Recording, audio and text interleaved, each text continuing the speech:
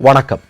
தமிழ்நாட்டினுடைய முதல்வராக இருக்கக்கூடிய விஜய் அவர்களுடைய வீட்டிற்கு முகமூடியுடன் சென்ற நபர் யார் என்பதை அவையில் தெரியப்படுத்த வேண்டும் என்று விஜய் அவர்களை பார்த்து பிரேமலதா அவர்கள் கேள்வி கேட்டிருக்கிறார். எதற்காக அப்படின்னா, எடப்பாடி பழனிசாமி அவர்கள் உட்பட எதிர்க்கட்சி தலைவராக இருக்கக்கூடிய உதயநிதி ஸ்டாலின் உட்பட இன்றைக்கு ஒரு மிக முக்கியமான கேள்வி சட்டமன்றத்தில் கேட்கப்பட்டிருக்கிறது. அது என்ன அப்படின்னா, இந்த தாவேகா என்று சொல்லக்கூடிய கட்சியினுடைய ஆட்சி தொடர்வதற்காக மிகப்பெரிய அளவிலான குதிரை பேரம் நடந்திருப்பதாக செய்திகள் வருகிறதே.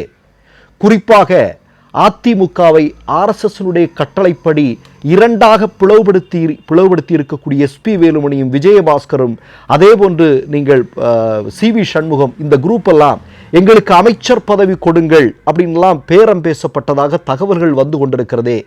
இது உண்மையா என்பதை அவையில் தெரியப்படுத்த வேண்டும் விஜய் அவர்களே என்று எதிர்க்கட்சிகள் உட்பட பல பேர் கேட்டிருக்கிறார்கள். சரி, இது ஒன்று. ரெண்டாவது மிக முக்கியமான விஷயம், ஐயோ நான் மறந்துட்டேன், ஓம் ஸ்வராச்சாரியாய நமக. எதுக்கு நான் இதை சொல்கிறேன் அப்படின்னா, நீங்கள் கன்ஃபியூஸ் ஆகாதீங்க. ரொம்ப சிம்பிள் தான். இனிமேலாம் தமிழ்நாட்டில் யாருக்காவது ஹார்ட் அட்டாக் வருதுன்னு வைங்களேன், ஹார்ட் அட்டாக் வந்தீங்கன்னா நீங்கள் ஆஸ்பிரின் மாதிரியான மாத்திரைலாம் எடுத்துக்க வேண்டிய தேவையில்லை. நீங்கள் ஓம் ஸ்வராச்சாரியா நமக அப்படின்ற ஒரு வார்த்தையை சொன்னாலே உங்களுக்கு ஹார்ட் அட்டாக்லேருந்து நீங்கள் தப்பிச்சிருவீங்க அப்படின்னு தமிழ்நாட்டு முதல்வருடைய இன்னைக்கு பதவி நியமனம் செய்திருக்கிறார்களா ஒரு பண்டிட், அவர் சொன்ன வீடியோ இன்றைக்கு சமூக ஊடகங்களில் மிகப்பெரிய அளவில் வைரலாகி கொண்டிருக்கிறது. முதல்வர் அவர்களே, இதுபோன்ற அறிவியலுக்கு புறம்பான செய்திகளை சொல்லிக் கொண்டிருக்கக்கூடிய நபரை உங்களுக்கு அருகாமையில் வைத்து அழகு பார்ப்பது என்பது பகுத்தறிவோடு சிந்திக்கக்கூடிய தமிழ்நாட்டிற்கும் கொள்கை தலைவராக பெரியாரை வைத்திருக்கக்கூடிய உங்களுக்கும் நல்லதா என்பதை நீங்கள் தயவு செய்து யோசித்து பாருங்கள். சரி, அடுத்ததாக இன்னைக்கு அமமுக கட்சியிலிருந்து ஓடி வந்திருக்கிறார் இல்லையா ஒருத்தர், அவருடைய பேர் உங்களுக்கு தெரியும், காமராஜ் அப்படிங்கிற ஆள். அவர் முதல் நாள் என்ன சொன்னார், பிறகு என்ன சொன்னார், என்னெல்லாம் நடந்துட்டு இருக்கு அப்படிங்கிறதெல்லாம் இருக்கு, அது விட்டுருங்க. இப்போ அவர் என்ன சொல்கிறாருன்னா, முதல்வர் விஜய் அவர்கள் ஆட்சி அமைத்த அடுத்த நாளே திருச்சியில் 500க்கும் அதிகமான ரவுடிகள் தானாகவே வந்து சரணடைந்திருக்கிறார்கள். ஆஹாஹாஹா, எப்படிப்பட்ட ஆட்சின்னு நான் என்ன கேட்கிறேன், காமராஜிடம் கேட்கிறேன், அதற்கான ஆதாரத்தை நீங்கள் கொடுக்க முடியுமா? போதைப் பொருள் எல்லாமே கட்டுப்பாட்டுக்குள்ளே வந்துருச்சு ஒரே நாளில்.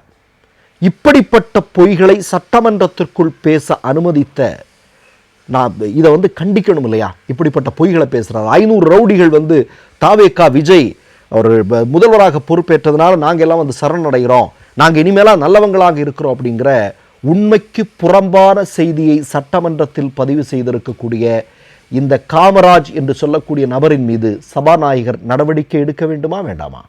சரி, இதை விடுங்க. நேற்றைய தினம் உங்களுக்கெல்லாம் ஒரு செய்தி சமூக ஊடகங்களில் பெரிய அளவில் இந்த விர்ச்சுவல் வாரியர்ஸ் இல்லையா, விஜயினுடைய ரசிகர்கள் பரப்பிட்டு இருக்கிறாங்க. என்னாவது, தமிழ்நாட்டில் இதுவரையிலும் இல்லாத அளவிற்கு தமிழ்நாட்டுடைய முதல்வர் பொறுப்பில் பதவியேற்றுக் கொண்ட விஜய் 500க்கும் அதிகமான 700க்கும் அதிகமான டாஸ்மாக் கடைகளை மூடிவிட்டார். ஒரு மிகப்பெரிய புரட்சி நடந்துருச்சு அப்படின்னு சொல்கிறாங்க. ஆனால் உண்மை என்ன அப்படிங்கிறது நமக்கு எல்லாருக்குமே நல்லா தெரியும். 50 கடைகள் மூடப்பட்டிருக்கிறது இதுவரையிலும், இதுதான் உண்மை. ஆனால் இதற்கு முன்னாடி இப்படிப்பட்ட நிகழ்வுகள் நடந்ததில்லையா? நடந்திருக்கிறது. முன்னாள் முதல்வர் ஜெயலலிதா அவர்களுடைய காலகட்டத்திலும் இதே போன்று டாஸ்மாக் கடைகள் மூடப்பட்டிருக்கிறது. ஏன், முன்னாள் முதல்வராக இருந்த முக ஸ்டாலின் அவர்களுடைய தலைமையில் ஆட்சி நடக்கும்போது 22/6/2023 அன்றைக்கு இதே மாதிரி கோயில்கள், பள்ளிக்கூடங்களுக்கு அருகாமையில் இருக்கக்கூடிய டாஸ்மாக் கடைகள் 500க்கும் அதிகமானவைகள் மூடப்பட்டது என்பதை நாம் மறந்துவிடக்கூடாது. சரியா? இது ஒரு முக்கியமான செய்தி. ஏன்னா பொய்யான செய்திகளை சொல்லக்கூடாது. கூடுதலாக ஒரு செய்தியை சொல்கிறேன், இது என்னுடைய கருத்து அல்ல. மாரிதாஸ் அப்படின்னு சொல்லக்கூடிய ஒரு ஆர்எஸ்எஸ் அனுதாபி இல்லையா, யூடியூப்லலாம் ரொம்ப ஃபேமஸ்.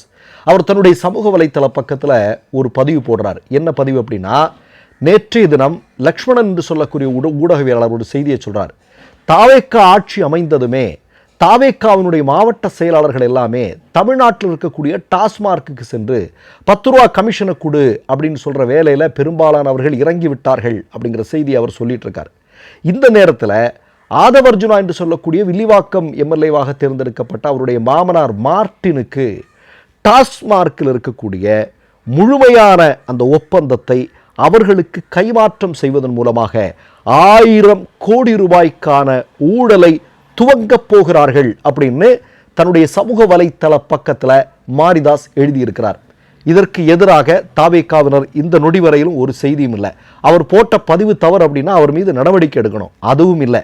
அப்படி என்றால் பதவியேற்ற அடுத்த நாளே மிகப்பெரிய அளவிலான ஊழலுக்கு முதல்வர் விஜய் அவர்களும் அவர்களுடைய ஆட்சியும் கைகோர்க்கிறதா அப்படிங்கிற வலுவான சந்தேகம் தமிழ்நாட்டு மக்களுக்கு எழுந்திருக்கிறது என்பதுதான் மிக முக்கியமான செய்தி. இப்போ அடுத்ததாக நம்ம சொல்ல விரும்புறது என்ன? இப்போ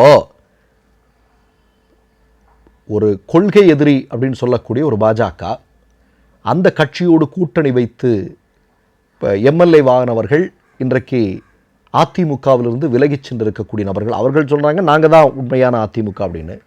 அந்த மாதிரியான ஒரு கூட்டத்தை கொள்கை எதிரியான பாஜகவுடன் கூட்டணி வைத்து வெற்றி பெற்ற நபர்களை உங்களுடைய ஆட்சியில் பங்கெடுக்க வைப்பது என்பது எந்த விதத்தில் நியாயம் அப்படிங்கிற கேள்வியை தமிழ்நாட்டு மக்கள் இன்றைக்கு விஜய் அவர்களை பார்த்து கேட்டிருக்கிறார்.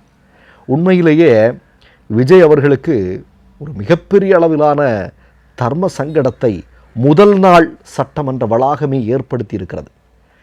அவர் என்ன சினிமாவில் அவருக்கு அனுபவம் இருக்குது. சினிமாவில் என்ன ஒரு டைரக்டர் எழுதி கொடுக்குற ஸ்கிரிப்டு, ஒரு ஸ்டண்டு, ஒரு ஒரு ஒரு மாஸ்டர் வந்து ஃபைட்டு சொல்லி கொடுப்பார், இப்படி குத்துப்பா இப்படி குத்துப்பா அப்படின்னு சொல்கிறத செஞ்சால் போதும்.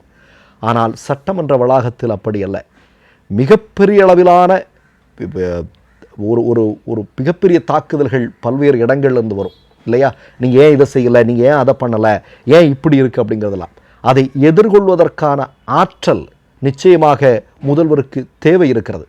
அது இன்றைக்கு விஜய் அவர்களுக்கு இருக்கிறதா என்பதை போக போக பார்த்து கொள்ளலாம். ஆனால் சட்டமன்றத்திற்குள் வேலை செய்வது என்பது, எதிர்க்கட்சிகளை சமாளிப்பது என்பது எவ்வளவு பெரிய கடினம் என்பதை நினைத்து விஜய் அவர்கள் நிச்சயமாக பெருமூச்சு விட்டிருப்பார் என்பதை நான் இந்த நேரத்தில் பதிவு செய்ய விரும்புகிறேன். போக போக பார்க்கலாம். உதயநிதி அவர்கள் சொல்வதே மாதிரி இந்த ஆட்சி எத்தனை நாள் நீடிக்கும் அப்படிங்கிறதே தெரியல. ஏன்னா இன்றைக்கு 106 இடங்கள் தான் தாவேகாவிற்கு இருக்கிறது இல்லையா?